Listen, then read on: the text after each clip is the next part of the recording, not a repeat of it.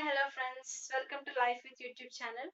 Today I want to discuss with you a topic related to zoology, that is about our structure of the heart. Let us discuss it in detail. Why I'm discussing this concept is because all of you are confusing, just like from where the blood passes through arteries and veins, the deoxygenated blood, oxygenated blood, from where this passes, whether through arteries or through veins. So most of them have dots. So let us discuss in clear way to clear most of your doubts. Structure of heart.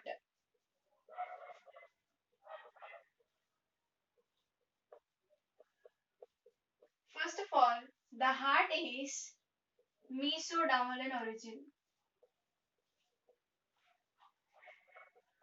Its origin is mesodermal. It is situated in the mediastinum, that is in between two lungs.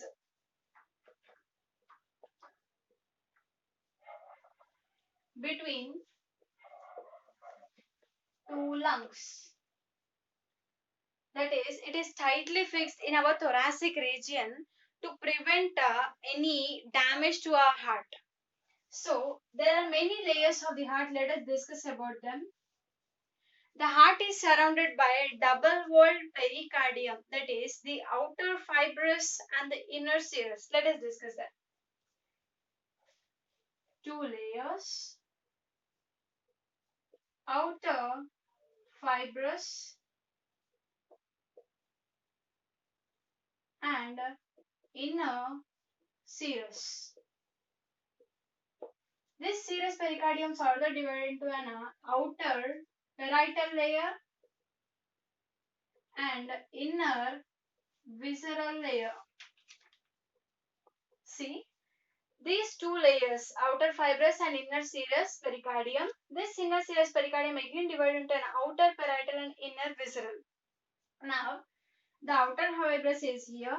This inner serous is outer parietal is directly fused with the outer fibrous. It is completely fused. And the inner visceral layer is here. In between these two layers is the pericardial fluid. This pericardial fluid is most essential to us because it reduces the friction between our membranes of the heart. It is important during when we met with accidents. It protects a lot because as it is in the thoracic region, the fluid helps not to raise friction in it. Now let us discuss about the external structure of the heart.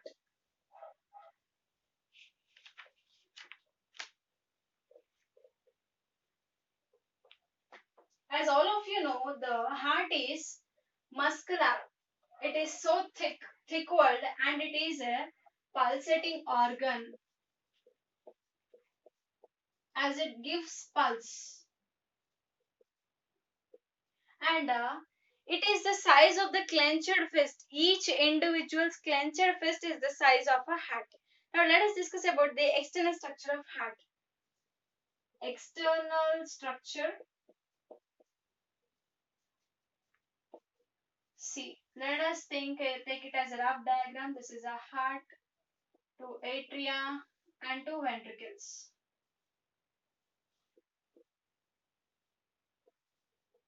These two are atria and these two are ventricles. Atria are small upper and thin walled chambers, whereas ventricles are large, thick walled and lower chambers. These are receiving chambers as they receive the blood.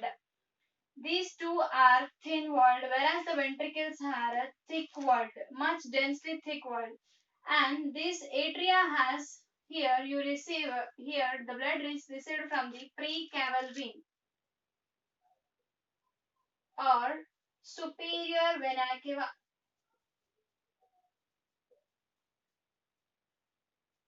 And this is inferior vena cava or also called postcaval vein. These are visible in the external structure. Now let us go to the internal structure.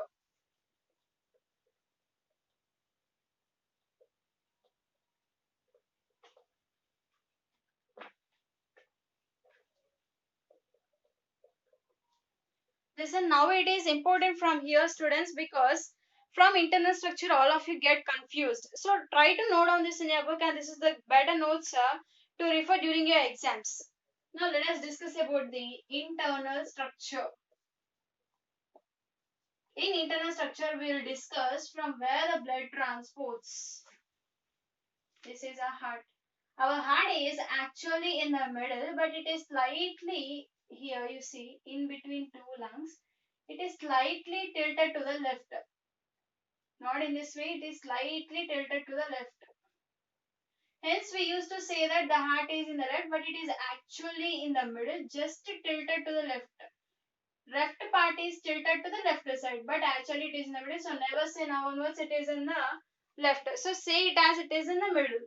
This is, if you observe, this is considered as the right one and this is the left one. So this is the right atrium, left atrium, and right ventricle, left ventricle. This is the, as I said, you pre-cava vein and the post-cava vein, superior vena cava or inferior vena cava. Now, these two atria are separated by interatrial septum. These two ventricles are separated by interventricular septum. Atria and ventricles are separated by atrioventricular septum. Here also we see the same atrioventricular septum, interatrial septum and interventricular septum. These septa are required because to not to allow the blood from left atria to right atria or from right to left or left to right. Even though ventricles, even in ventricles, the ventricular septum is mostly needed because not to allow the blood. Because if we see in fishes and others, the like amphibians, they have three chambered heart and they have mixed blood. So it is not in that way in the humans. So it is much more in evolution. During evolution we see it is much more evolved. So in this way these two are separated and we have interventricular septum here. Now as the here we have a valves to control the blood flow. Here we have a tricuspid valve. Note it as it is much important, tricuspid valve. As here we observe three cusps in it. We'll observe here three cusps.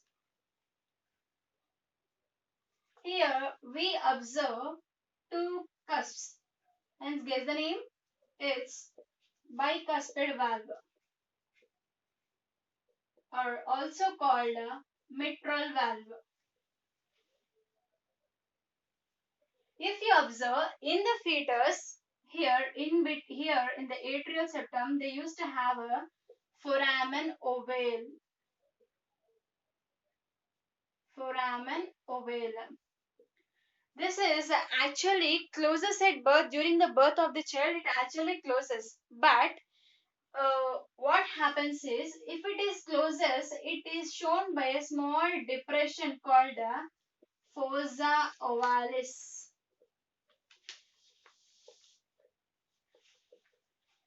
If we'll see many of the situations are not how we are expected.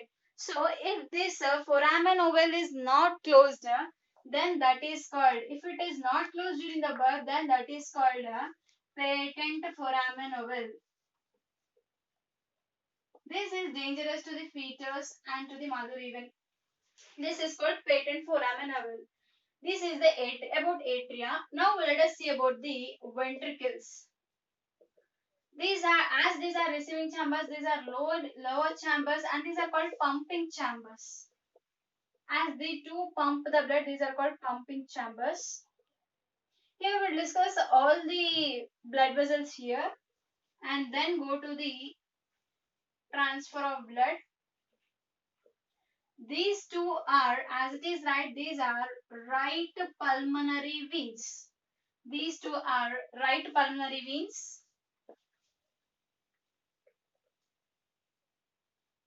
And these two are left pulmonary veins. Now, from the right ventricle arises a, observe it in a clear way because I am going to revolve this.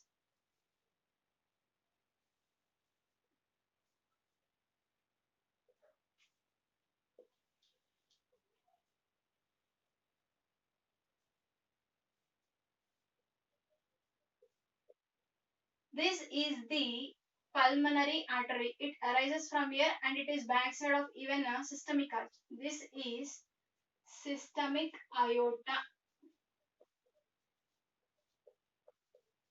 and this is pulmonary arch. If you observe it in a clear way, this pulmonary arch, I'll draw it in clear so you'll try to understand. This pulmonary arch actually arises from the right ventricle, from the left anterior angle of the right ventricle. From this left ventricle arises the systemic arch. It is not clearly visible as it directly passes through this way, but it is actually arises from the left ventricle, that is the systemic aorta. From right ventricle arises the pulmonary arch and from the left ventricle arises the systemic arch. Now let us see the blood transport between these arches and ventricles.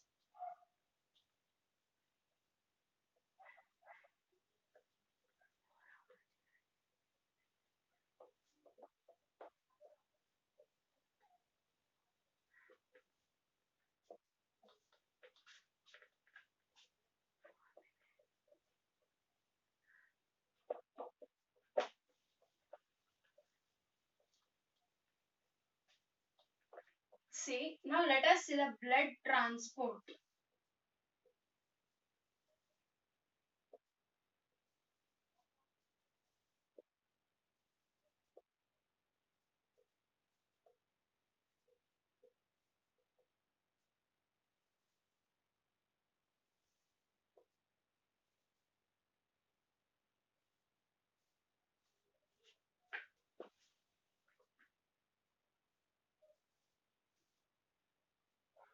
Try to observe it carefully because it is so important not only for the students, it is also good, gives a knowledge to others even.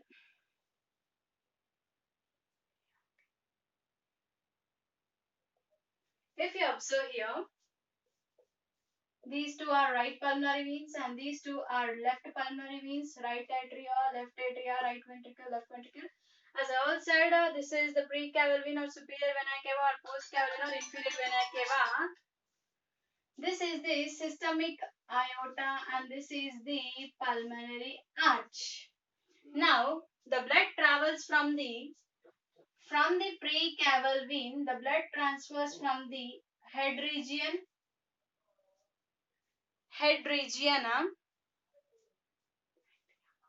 thoracic cavity, that is from our head.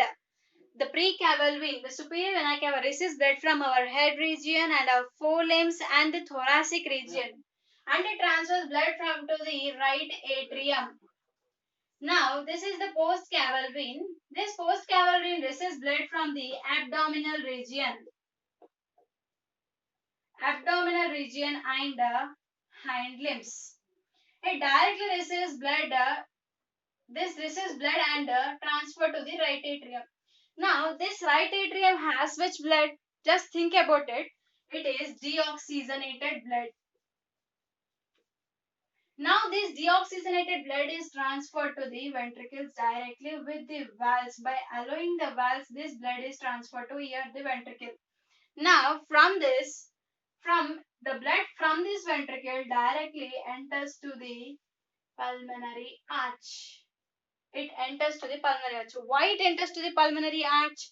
It enters because the deoxygenated blood gets oxygenated. Means to receive oxygenation from lungs, it goes to the lungs. From pulmonary artery, it goes to the lungs. In both lungs, it gets oxygenation. And now oxygenated blood is received by the two left pulmonary veins. I think you understand it in clear way. Now this oxygenated blood comes to the left pulmonary veins and from left pulmonary veins it reaches to the left atrium. If you observe, right atrium and right ventricle has deoxygenated blood. Left atrium and left ventricle is going to have oxygenated blood. Now from the left atrium through the valves it enters to the, as it is right, it's left ventricle. Now the oxygenated blood enters to the left ventricle. As I said you, the systemic arch arises from the left ventricle. Now you know that the heart pumps the blood to all our organs. So now the left ventricle from to the sinoatrial node through systemic artery. From here it transports to the all organs and body parts. As you understand now, from left ventricle it is received by the systemic artery. From systemic artery it transports to the all organs. As I said you, even here tricuspid valve, this is one, and here bicuspid valve two. Here for post cavalry you also have valve. Even for post cavalry you have valve, that is eustachian valve. It is guarded by valves to control the blood flow because the pressure is more. You may think the precavalvin also have valve, but the precavalvin we don't have any valve. The blood is received not only by the precavalvin and postcavalvin, it is also received by the myocardium. As first I mentioned you, there are three layers: epicardium, myocardium, and endocardium.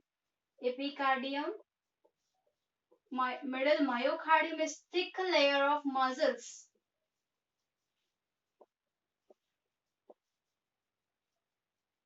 and this is endocardium.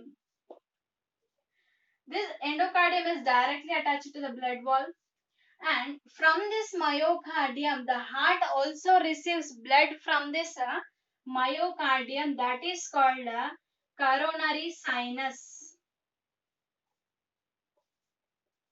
Even that this coronary sinus also have a valve, that is called valve of Thesbius.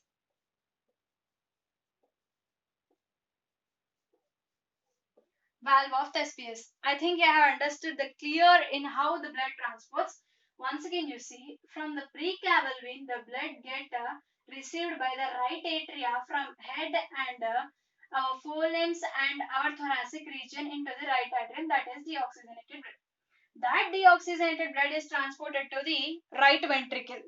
Now, from this, it goes to the pulmonary artery. For why? That is for oxygenation in lungs.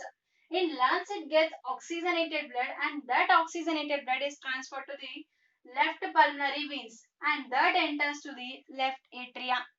From left atria, it is entered to the left ventricle.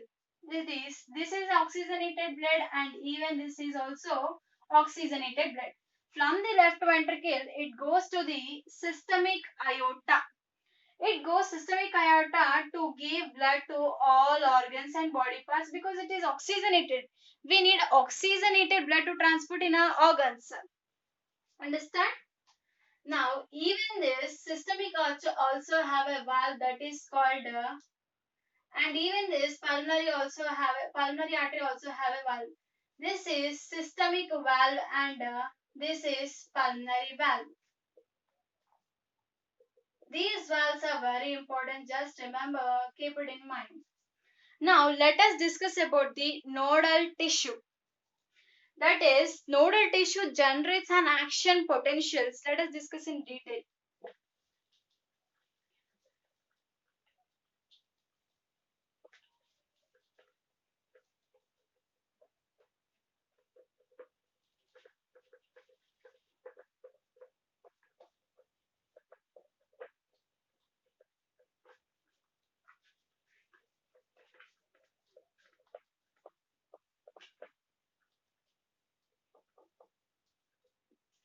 Nodal tissue.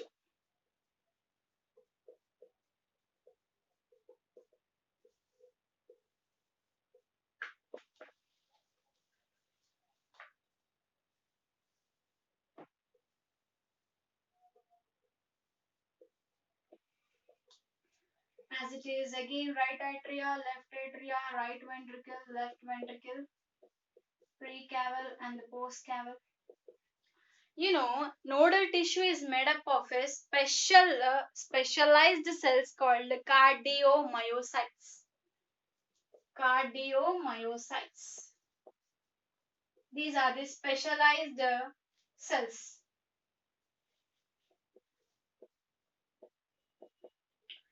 In this nodal tissue, we have two nodes, sinoatrial node and atrioventricular node. This sinoatrial node is located in the right upper corner of the right atrium. This is the right upper corner of the right atrium. It locates here. Why? It's because it generates action potentials. It generates action potentials without any external stimuli. It doesn't require any external stimuli to generate potentials. Hence, it is called a myogenic. Hence, it is called a pacemaker. All of you know this pacemaker. Now, this atrioventricular node is located in the left lower corner of the right atrium. In the left corner of the right atrium is the atrioventricular node. As it generates action potentials, it is the relay point for action potentials. It generates and it tries to stop. According to the situation, it maintains. It depends on our body. This is AV node. And this AV node is located near the atrioventricular septum and interatrial septum. This also enters into the AV bundle. Here we observe in between the interventricular septum AV bundle or His bundle.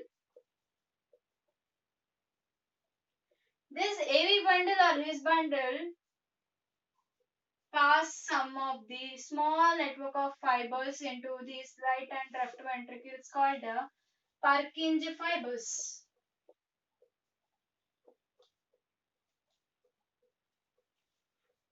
These are called Purkinje fibers. What is important here is sinoatrial node generates action potentials for every 0.6 seconds. This is much important, friends.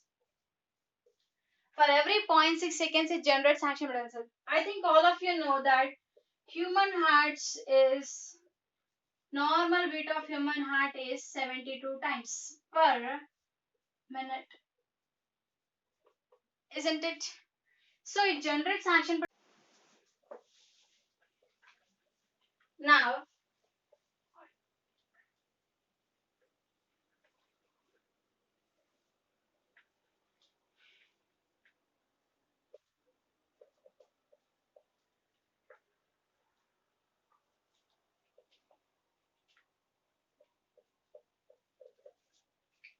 human embryogenic heart. Human embryogenic heart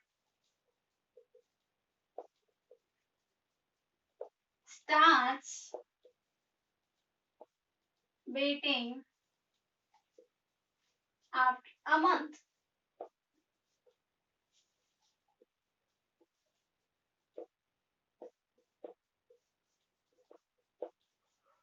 This is an important bit, friends.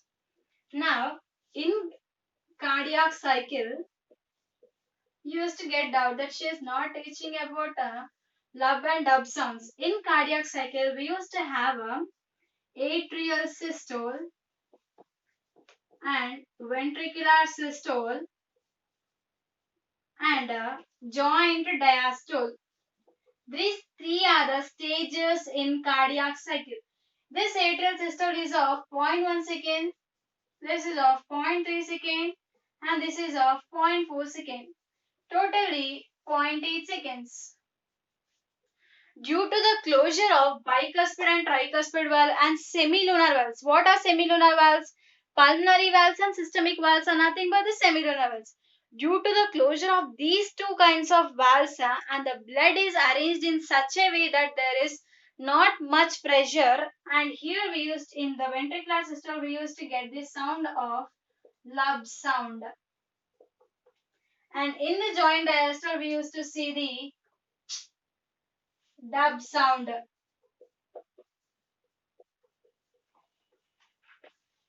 Understand?